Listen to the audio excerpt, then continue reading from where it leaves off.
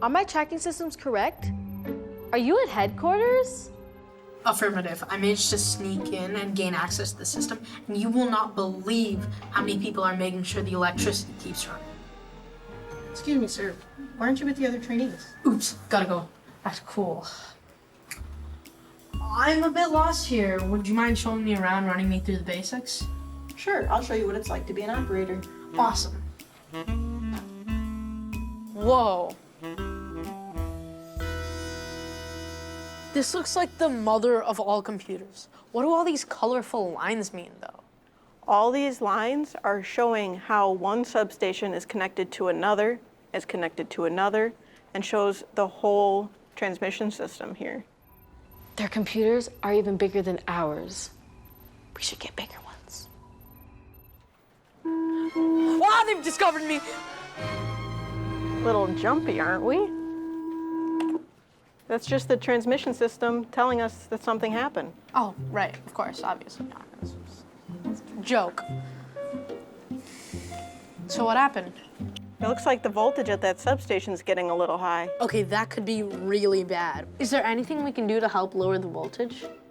There is. Let me show you. This is a capacitor bank, Okay. and capacitor banks help to raise the voltage. So we have one in service here. What can we do to help lower the voltage? Oh, if you take the bank away, the voltage will go lower, right? That's right. Let's do that. So we click on it and click to trip it, and then we operate it. Awesome. But why'd it get too high? When people are using power, that's called the load. Got it. And the demand for power in very early hours, like midnight, 1 a.m., 2 a.m., is very low. So the fewer people that are using power, the higher the voltage. So if I put this on a graph, it would look like a hill, right? Because more people use electricity at the middle of the day. That's right. Okay. A lot of people take electricity for granted these days. Does your job really make you think about how important electricity is?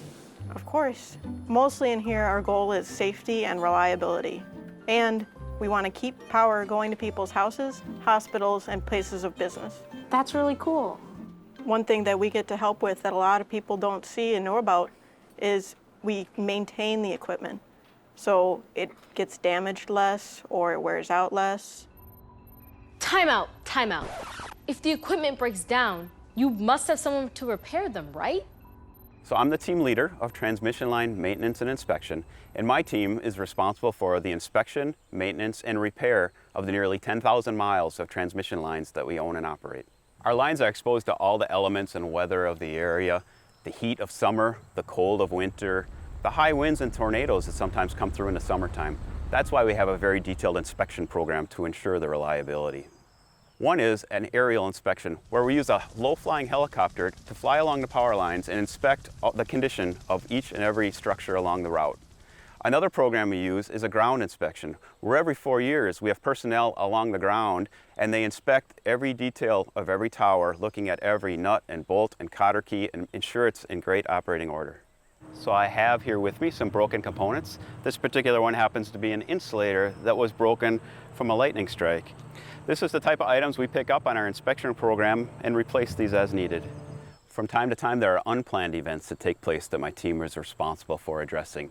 These might include high winds that knock trees over into the power lines, or lightning strikes that cause damage and cause outages. My team's responsible for ensuring those repairs are made promptly to get the power restored to the area. Mayday, mayday. A line just tripped and it's not closing up. We've got an alarm saying there's too much current going on that line. Oh no, what can we do about it? What we can do is call MISO. MISO is the Mid-Continent Independent System Operator. We work with them a lot to create plans so that our system stays intact and safe. Okay, thanks. They said that they were gonna turn on generator 15. Okay, that's good. It looks like it'll solve the problem. Well, it looked like the voltage got too low before. What could have happened? If the voltage gets too low, certain areas could have blacked out. Luckily, blackouts don't happen very often, but when they do, you know that all the operators are working very hard so you can get your power back. Whew, you are so prepared. How do you do it? We always run what's called an N-1 analysis. So we have a computer program that looks at the system right now, which is N. -1 means we lose something. So you're always thinking about what could happen. That's right.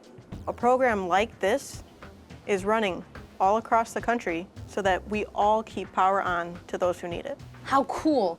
Not only does the electrical system power our houses, but it's also part of a greater system that covers the entire country, the electrical grid. When one piece of equipment fails, another can feed electricity to communities without power and keep our cities and everyday lives going. This is fascinating work, Agent. Now, let me see if I can hack into the electrical grid. Whoa! The defense system is incredible. How do you protect something that is so huge? Here in our company, because we're protecting the electrical grid, what we really do not want people to do is to get access to the systems that control electricity for our area here, because that will disrupt a lot of people's lives. So one of the things that we have to deal with is people sending in phishing emails. And these are emails meant to trick people in the company thinking that it's a legitimate email, but it's the attackers. They're the ones who are trying to get into an organization and steal information, or they're trying to get someone to open a document, and when they open that document, that's what triggers the malware to be downloaded onto the computer, and we'd have a bad day if that happens. So we really do rely on our employees here, on the other workers here, to be educated. Hey, here's what a phish looks like. And if they see an email that they think looks pretty sketchy or is kind of, I don't know about this, they'll report that in. Once we know about it, then we can block them and stop them, and then we need to wipe it out of the system. So we talked a little bit about the cyber threats, and another threat that we face in the utility industry is a physical threat. Now, a physical threat could be anything to someone trying to damage a transformer or one of our pole leads or attack one of our substations. So we set up physical barriers and different physical parameters to keep people out of buildings they're not supposed to be in. We also have security in a lot of our buildings, cameras, fencing, and whatever it takes to keep the bad actors out. So did you really think we wouldn't know about your undercover mission, Southvic? Code Red, they've discovered me. Roger that. Get out of there.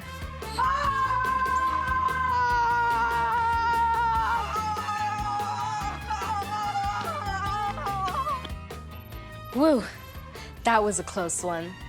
And thanks for sneaking some shots of the pros for the record.